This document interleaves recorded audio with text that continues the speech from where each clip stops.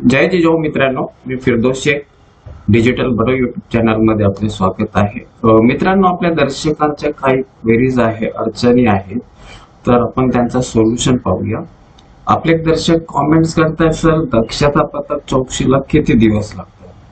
हे बघा, दक्षता पथक चौकशी जर तुमची लागली असेल तर त्यावेळेस तुम्हाला त्याचा फॉलोअप घ्यावा लागतो। जर तुम्ही त्याचा फॉलोअप घेतला नाही तर त्यांच्याकडे अनेक प्रकरण असतात आणि त्यांना सांगावं लागेल तुम्हाला, सर माझा एक म्हणजे तुमचं कारण जे लवकर मिळण्यासाठी जो कारण आहे, जसं एज्युकेशनचा कॅपराऊंड जवळ आहे किंवा काय, तर त्या अनुरूप त्यांना सांगा। कधी कधी त्यांच्याही अडचणी असतात, त्यांच्याकडं गाडी वगैरेचं साधन नसल्यावर थोडासा तुम्ही त्यांना सांगा, साहेब लागल्यास मी गाडी घेऊन येतो, तुम्ही सांगाल त्यावेळेस, असा त्यांचा आपल्याला फॉलोअप घ्यावा लागतो। जर तुम्ही फॉलोअप घेतला नाही तर उशीर लागू शकतो। नेक्स्ट क्वेरी आहे, सर मी एनटीपी मध्ये आहे परंतु कास्ट सर्टिफिकेट व व्हॅलिडिटी दोन्ही वर केवळ एनटी असाच उल्लेख आहे। कास्ट शिकली घर 21, मात्र नॉन क्रिमिलियर व तिथं कास्ट सर्टिफिकेटचा उल्लेख असतो, तिथं एनटीबी असा सरळ उल्लेख आहे।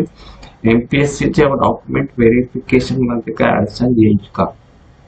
हे बघा, आता जसं इथं तुम्ही एनटीबी, एनटीए, एनटीसी, एनटीडी असे जे म्हणजे असतात, काही ठिकाणी NT1, NT2, NT3 म्हणजे विजे असा म्हणजे तसा उल्लेख असतो।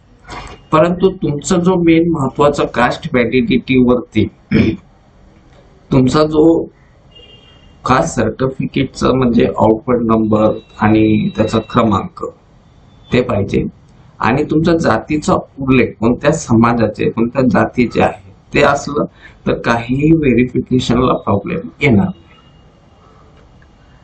नेक्स्ट क्वेरी आहे, सर मी कास्ट व्हॅलिडिटी साठी 2021 ला अप्लाय केलं होतं, पण मी थोडे लेट केलो, त्यामुळं डॉक्युमेंट व्हेरीफाय साठी घेतलं नाही आणि मी आता अप्लाय करतो, जी ईमेल ने अप्लाय केलंय होते ती पेंडिंग दाखवते। हे बघा, आता त्यांच्या ज्या कास्ट व्हॅलिडिटी हे ऑनलाईन झाल्यामुळे त्यांच्या सिस्टमला जोपर्यंत तो क्लोज प्रकरण होत नाही तोपर्यंत तुमचा तो ईमेल जो आहे जुना ईमेल तो तसा तुम्हाला पेंडिंगच दाखवेल। तुम्ही तिथं समितीमध्ये जा, तुमचे जो संबंधित पडताळणी समिती आहे त्यांना रिक्वेस्ट करा, आणि जर त्यांनी तो म्हणजे त्यांच्या सिस्टम मधनं डिलीट केला तर मग काही होऊ शकतो, म्हणजे ते डिलीट मग जे आहे उमेदवार आला नाही वगैरे असं काही कारण देऊन जर त्यांनी तो सिस्टम मधनं हे केलं तरच म्हणजे तुम्ही नवीन करू शकता, अन्यथा त्याला मग दुसरा काय मार्ग नाहीये। किंवा तुम्ही तिथले जे संशोधन अधिकारी आहेत त्यांच्याशी एकदा संपर्क करा, म्हणजे ते तुम्हाला मार्गदर्शन करेल। नेक्स्ट क्वेरी है, सर मेरे पास ओबीसी कास्ट सर्टिफिकेट है और एक क्लास में निर्गम में मेरी कास्ट रॉन्ग है, छप्पर बंद, और 10 क्लास में भी गलत है, तो मैं टीसी में चेंज कर सकता हूँ, मेरी हेल्प करें। देखो, एक बार तुमने स्कूल छोड़ दिया तो आप टीसी के अंदर कुछ भी मतलब मैंने चेंजेस नहीं कर सकते। जब तुम मतलब मैंने स्कूल पढ़ रहे होगे और उस वक्त मतलब मैंने टीसी में कुछ मतलब मैंने करेक्शन करने की जरूरत रहती है तो वो हो सकता है, लेकिन एक बार स्कूल छोड़ने के बाद में टीसी में कोई भी करेक्शन नहीं होता है। अब रही बात गलत है भी तो तुमको जो कास्ट वैलिडिटी के लिए जो तुम्हारे मानक दिनांक है, जैसे ओबीसी के लिए 1967, तो 1967 के पहले के जितने भी पुरावे वो इम्पोर्टेंट है। अभी उसके बाद में अगर कुछ गलत भी हुआ होगा टीसी में कास्ट के रिलेटेड तो उसको कोई प्रॉब्लम नहीं आता है। नेक्स्ट क्वेरी आहे, कास्ट व्हॅलिडिटीचा ऑनलाईन फॉर्म भरल्यावर ऑफलाईन फॉर्म कुठे सबमिट करावे लागेल? मी भंडाराला राहतो, ऑफिस कुठे आहे तो कसं माहित पडणार? हे बघा, तुम्ही कास्ट व्हॅलिडिटी साठी अप्लाय करताना तुमचा जो जातीचा दाखला हा कोणत्या जिल्ह्यातनं निर्गमित केलेला आहे तर त्या जिल्ह्याच्या पडताळणी समितीला तो म्हणजे वर्ग होतो, त्याच ठिकाणी तुमची व्हॅलिडिटी होते। आणि जर समजा तुम्ही बार्टीच्या साईटवर, म्हणजे SC, VJNT, OBC असा तर बार्टीच्या साईटवरनं अप्लाय करावं लागतं. तर त्याच्यासाठी बार्टीच्या वेबसाईटवरती गेले का तुमचा संबंधित जिल्ह्याचा जो पडताळणी समितीचा ऍड्रेस तुम्हाला तिथं मिळेल. आणि जर तुम्ही म्हणजे ट्राईब असाल तर तुम्ही eTribeValidity.online या वेबसाईट वरती गेलात तर तिथं तुम्हाला ते तुमचं कोणतं म्हणजे जात पडताळणी आहे, कोणत्या जिल्ह्यासाठी कोणती जात पडताळणी आहे ते तुम्हाला तिथं ऍड्रेस मिळेल. नेक्स्ट क्वेरी आहे सर, माझ्या कास्ट सर्टिफिकेट व्हॅलिडिटी दोन्ही मध्ये कन्वर्टेड टू बौद्धिझम असं आहे, तर मग मी अप्लाय करू शकतो का? सेंट्रल कास्ट सर्टिफिकेट साठी अप्लाय जर करू शकत असेल तर कसे? हे बघा, आता तुमचा जो कास्ट सर्टिफिकेट आहे तो कास्ट सर्टिफिकेट तुम्ही जिथनं काढले त्याच सेतू केंद्रातनं, त्याच महासेवा केंद्रातनं पण तुम्ही अप्लाय करू शकता सेंट्रलचे. तर त्याच्यासाठी म्हणजे काही हे नाही, डॉक्युमेंट्स पण तुम्ही जे कास्ट सर्टिफिकेटला जे लावले होते ते सेंट्रलला पण लावले तरी काही अडचण होणार.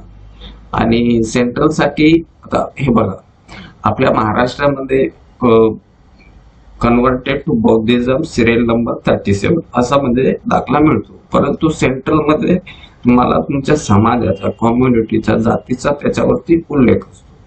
आता 37 म्हणजे महार 30 सिरियल नंबर 37 असा उल्लेख सेंट्रल कास्ट सर्टिफिकेट मध्ये असेल तर तिथं काही अडचण येत नाही. नेक्स्ट आहे, covering letter is also required with the 15A. How can I get it from college? हे बघा, जर तुम्हाला फॉर्म 15A जो आपल्या भारतीच्या वेबसाईट वरती दिलेला असतो किंवा eTribe व्हॅलिडिटीच्या पण वेबसाईट वरती फॉर्म 15A चा नमुना दिलेला असतो, त्याच्यामध्ये आपल्या माहिती करून कॉलेज याच्यावरती सही शिक्का देते.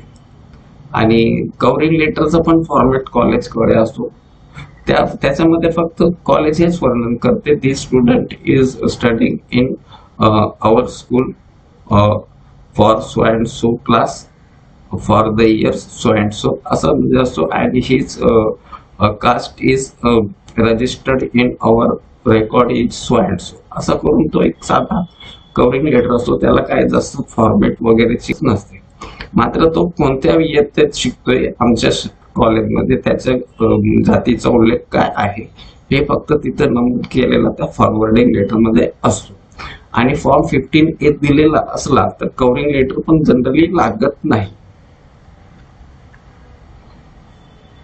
नेक्स्ट क्वेरी आहे, online document verified in process दाखवत आहेत, व्हॅलिडिटी तयार किंवा.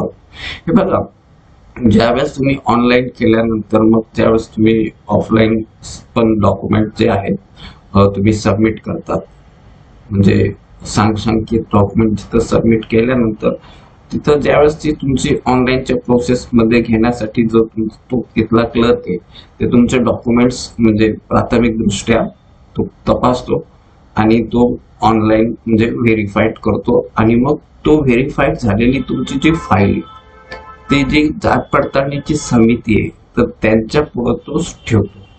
आता जात पडताळणी समितीची मीटिंग ही महिन्यातनं जनरली एकदा होते आणि कधी जास्तच म्हणजे काही प्रकरण जास्त असली तर महिन्यातनं 2दा पण घेतात, कधी कधी थोडासा उशीर पण, परंतु दर महिन्यामध्ये एकदा त्यांची मीटिंग होते.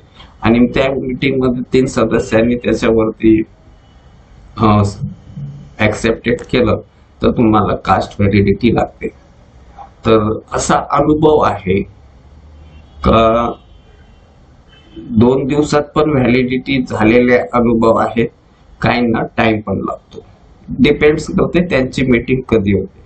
आता जे शाळेमध्ये कॅम्प वगैरे लावतात तर तिथं सगळे जेवढे 3ही जात पडताळणीचे अधिकारी असतात ते हजर असतात, तर त्याच्यात एका दिवसात पण कास्ट व्हॅलिडिटी मिळते. नेक्स्ट क्वेरी है, हजरत शाह हाफिजुद्दीन शाह ओबीसी में आते हैं क्या? ये देखो, अभी ये तुम्हारा जो नाम है शाह जनरली फकीर कम्युनिटी के लोग लगाते हैं जनरली.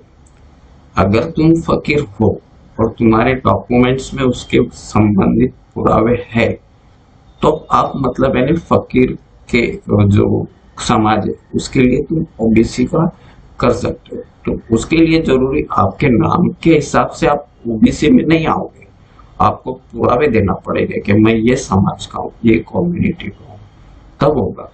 अब अगर ओबीसी है, फकीर है, तो ओबीसी है, तो उसके लिए 1967 के पहले तुम मतलब यानी फकीर समाज के हो, इसके आपको पुरावे देना होंगे, तो आपकी कास्ट वैलिडिटी या तो कास्ट सर्टिफिकेट आप बना पाओगे।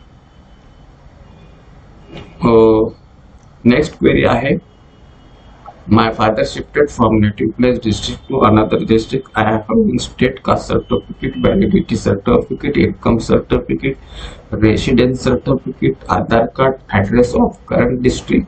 Kindly guide me from which districts I need to apply for central caste certificate. Requesting your help in this regard. हे बघा, जनरली काय होतो का ज्या ठिकाणी आपण स्टेट कास्ट सर्टिफिकेट काढतो तिकडनंच आपण कास्ट सेंट्रल कास्ट सर्टिफिकेट पण काढू शकतो, परंतु 2012चा जो GR आहे त्याच्यामध्ये कास्ट सर्टिफिकेट हा आपला जो मूळ गाव आहे, नेटिव्ह आहे, तिथनंच आपल्याला काढायचं असतो। तर अनेकांनी 2012च्या अगोदर कास्ट सर्टिफिकेट काढलेले असते, त्याच्यामुळे त्यांचा जो ऍड्रेस असतो तो करंट जिथं ते राहतात तिथला असतो, म्हणजे तो कास्ट सर्टिफिकेट त्या ऍड्रेसवरचा असतो।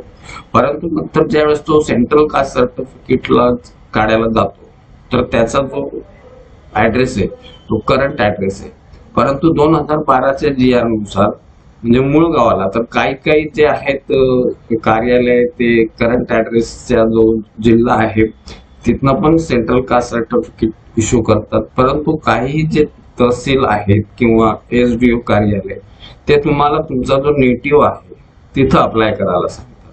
तर हे डिपेंड्स करते त्या संबंधित याच्यामध्ये, तर तुम्ही एकदा त्या तुमच्या तहसील मध्ये जाऊन या, कारण प्रत्येक तहसील जो आहे काही ठिकाणी तुमच्या करंट ठिकाणी राहणाऱ्या ठिकाणी पण तुम्हाला सेंट्रल कास्ट सर्टिफिकेट दिला जातो, काही ठिकाणी ते आग्रह धरतात का तुमचा कास्ट सर्टिफिकेट जो आहे तो नेटिव्हला काढा आणि नंतर सेंट्रल कास्ट सर्टिफिकेट साठी अप्लाय करा। नेक्स्ट क्वेरी आहे, माझ्या वडिलांकडे कोणते डॉक्युमेंट कडचे कोणते डॉक्युमेंट नाही तर त्यासाठी काय करावे? हे बघा, मुळातच आपला जो देश आहे तो पितृसत्ताक देश असल्यामुळे आपली जात ही वडिलांच्या जातीनेच येते।